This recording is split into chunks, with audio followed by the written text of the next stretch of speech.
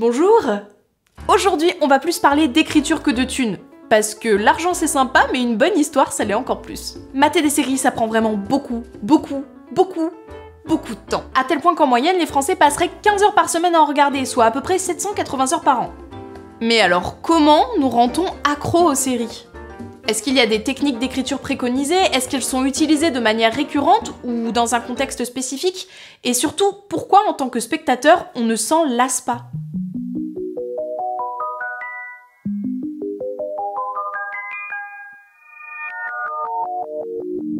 Wow. Calme. Avant de rentrer dans le monde merveilleux des séries, j'aimerais qu'on s'attarde 2 minutes sur la création des comportements addictifs. J'ai certes un problème d'addiction avec les séries, mais je crois que j'en ai un encore plus grand avec les TED Talks. Ouais.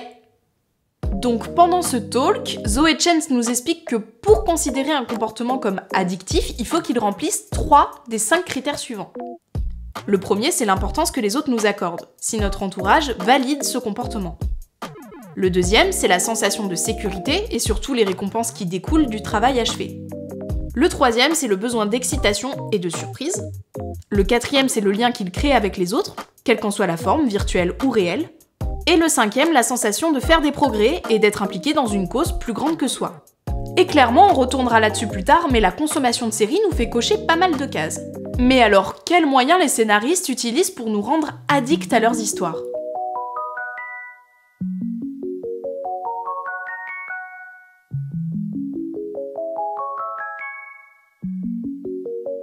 L'univers est l'une des choses les plus importantes pour accrocher à une série, parce que le spectateur va suivre les aventures des personnages dans ce monde pendant des heures et des heures. Et il y a 2 thématiques qui font appel à des fonctions humaines assez primaires et qui nous captivent pas mal dans les séries. Le sexe et la violence.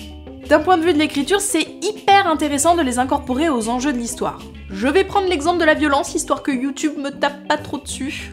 Mais une scène de violence peut renforcer l'empathie qu'on a pour un personnage, créer de l'admiration si elle découle d'un acte de courage, ou juste être aussi impulsive que grisante. Sachant que lorsqu'on écrit une histoire aussi longue qu'une série, on a besoin de titiller la curiosité du spectateur de manière constante. Et c'est pour ça que beaucoup de choses se jouent dans l'écriture. Bon, rentrons dans la partie un petit peu plus technico-technique, n'est-ce pas, avec un procédé qui est très connu et très utilisé pour attiser la curiosité du spectateur. Le cliffhanger. Un cliffhanger désigne une scène qui s'achève sans que l'on en connaisse le dénouement. Littéralement, ça signifie être suspendu à la falaise. Et je trouve que ça illustre plus ou moins bien le concept. Ce procédé permet d'accrocher l'attention du spectateur, de le garder dans le suspense pour qu'il ait envie de voir la saison suivante. Mais il est aussi connu pour ajouter du rythme à un épisode de série.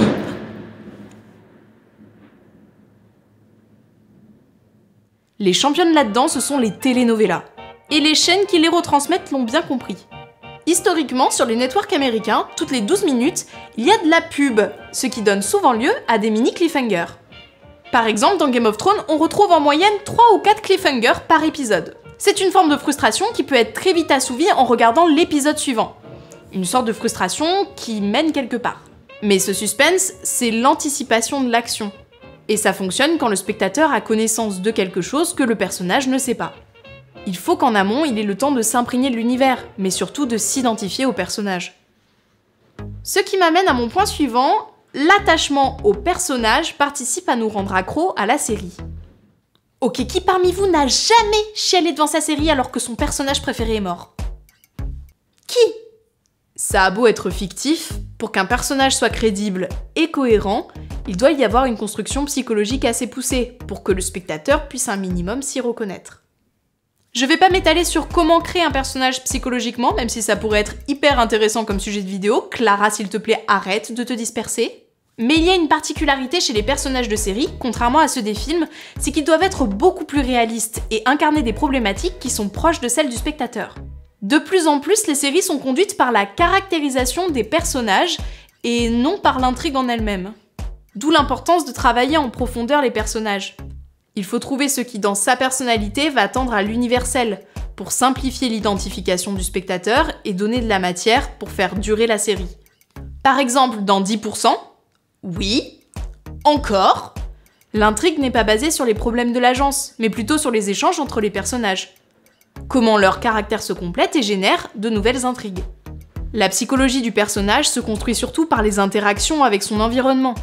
Et pas uniquement entre personnages principaux, mais également grâce aux grands oubliés des séries, les personnages secondaires.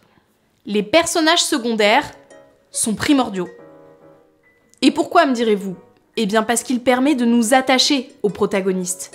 Mais comme le dit si bien John Truby dans The Anatomy of Story, si on le compare au protagoniste, le personnage secondaire est une opportunité pour mieux définir le héros et faire avancer l'histoire. Le personnage secondaire rencontre les mêmes problématiques que le personnage principal, mais il les aborde d'une manière différente. Il peut être construit en opposition au protagoniste, ou pas, mais ils sont d'excellents outils pour lui permettre de faire des choix, les justifier et mettre en lumière les bonnes questions. Parce que figurez-vous qu'avant tout, une bonne série, ce sont de bonnes questions, dont une qui est maîtresse dans l'art de nous tenir en haleine. Jusqu'où le personnage est-il prêt à aller pour résoudre sa problématique? Dans Breaking Bad, jusqu'où Walter est-il prêt à aller? Est-ce qu'il va encore empirer son cas? Ou encore dans Game of Thrones, quelle famille va gagner? Est-ce qu'il faut forcément devenir mauvais pour être un bon souverain? En tant que spectateur, on veut connaître la réponse. C'est ça qui nous pousse à dévorer épisode après épisode sans voir passer le temps, c'est qu'on veut savoir. Mais ce qui nous rend encore plus addicts, c'est une notion qu'on appelle le Insolvable Dilemma. Littéralement, le problème qu'on ne peut pas résoudre. On peut le résumer en une question: quel problème le héros ne pourra jamais régler? Ce problème rentre en conflit avec l'essence même du personnage. C'est quelque chose qu'il veut changer en lui, mais dont lui seul est l'obstacle. Et en tant que spectateur, ça nous rend tarés de le voir faire tout ce qu'il faut pas. C'est ça qui participe à sa profondeur et qui le conditionne dans ses réactions. Toujours dans Breaking Bad, Walter est en train de mourir et veut prendre soin de sa famille. Pour ça, il vend de la drogue, mais c'est en voulant la sauver qu'il la détruit. Ou encore dans Game of Thrones, la question serait comment pourrait-on avoir un roi moralement juste quand ce sont les pires personnes qui se battent pour le trône et qui en plus gagnent à tous les coups? Et dans Mad Men, c'est peut-être l'exemple le plus parlant. Don Draper ne pense pas mériter l'amour des autres, et toutes les actions qui le rendent attachant le met tellement mal à l'aise qu'il prend toujours la fuite. À chaque fois qu'une de ses conquêtes tombe amoureuse de lui, c'est-à-dire les 3/4 du temps, il coupe tout contact avec elle. On te voit, Don. Soigner le mal par le mal. Tu nous fais subir des épreuves émotionnelles pas cool du tout, mec, mais nous, on a envie de savoir comment ça finit. Donc, on prend notre mal en patience et on vit les épreuves ensemble. Vous vous souvenez de ce que je vous ai dit en début de vidéo, avec les fameux critères? Eh ben, il y a une pratique qui les rassemble quasi tous. Le binge watching. Pour ceux qui ne connaîtraient pas, c'est simplement le fait de regarder la série d'une traite comme un très long film, et pour moi, c'est clairement le Graal de l'addiction sérielle. Et à votre avis, quelle est la meilleure plateforme pour ça? Je vais pas m'étendre sur la dépendance psychologique que peut créer le binge-watching, j'ai vraiment envie d'en faire une vidéo à part entière, mais Netflix a publié un communiqué assez révélateur. Netflix a mené une étude interne basée sur les données de 20 séries consommées sur 16 pays différents pour savoir à partir de quel épisode nous devenions accros. Et il s'avère que chaque série a son hook épisode, c'est-à-dire un point de non-retour qui nous pousse à finir la saison, voire la série entière. Apparemment, 70% des abonnés deviendraient accros au bout du 3e épisode. C'est si peu, c'est fou! D'où l'intérêt de laisser la liberté au public de regarder autant d'épisodes qu'il veut et d'en faire un argument marketing. Pourquoi c'est intéressant? Eh ben parce que là, c'est la preuve concrète, et d'ailleurs ça ne date pas de la dernière pluie, que notre mode de consommation déteint sur l'écriture d'une série.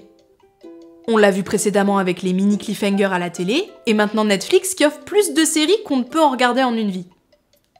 D'ailleurs, le revers de la médaille, c'est que pouvoir regarder ce qu'on veut, quand on veut, où on veut, implique que la série soit beaucoup plus impactée par la loi de l'offre et de la demande. Et ça, les studios y font très attention. Je pense pas que ça bride les scénaristes. Bien au contraire. Scénariser, ce n'est pas que transmettre le message de l'histoire, c'est aussi penser à la façon de le dévoiler. Et comme le dirait si bien Carlton Cust, un des scénaristes de Lost, on fait comme les fabricants de chips. Ils savent quel additif mettre dans leurs produits pour vous pousser à en manger encore plus. Nous, on fait en sorte que vous vouliez voir l'épisode suivant. Waouh! Merci d'avoir regardé cette vidéo jusqu'au bout, c'est grave cool. J'espère qu'elle vous a plu. Je voulais également vous remercier pour les 700 abonnés. Je sais qu'à l'échelle du YouTube, c'est pas énorme, mais pour moi, c'est beaucoup. Donc merci à tous les gens qui m'ont partagé et qui m'ont fait des compliments sur ce que je faisais. Vous êtes trop gentils, vous êtes de l'amour pur. Donc voilà, continuez à vous abonner. Évidemment, le petit bouton rouge en dessous de la vidéo, on adore, on clique, et à partager la vidéo si elle vous a plu, si vous pensez que ça pourrait intéresser d'autres personnes, et que vous avez bien aimé la vidéo, quoi, vous connaissez le principe. J'espère que les intempéries extérieures, aka la fin du monde lyonnaise, n'ont pas trop impacté la qualité de la vidéo, j'espère vraiment. N'hésitez pas en commentaire à me dire de quelle série vous êtes addict, je vous mettrai les miennes en description et je me servirai peut-être de vos réponses pour une prochaine vidéo. Voilà. Moi je vous dis à bientôt pour une nouvelle question autour de la prod et de la fiction. Salut!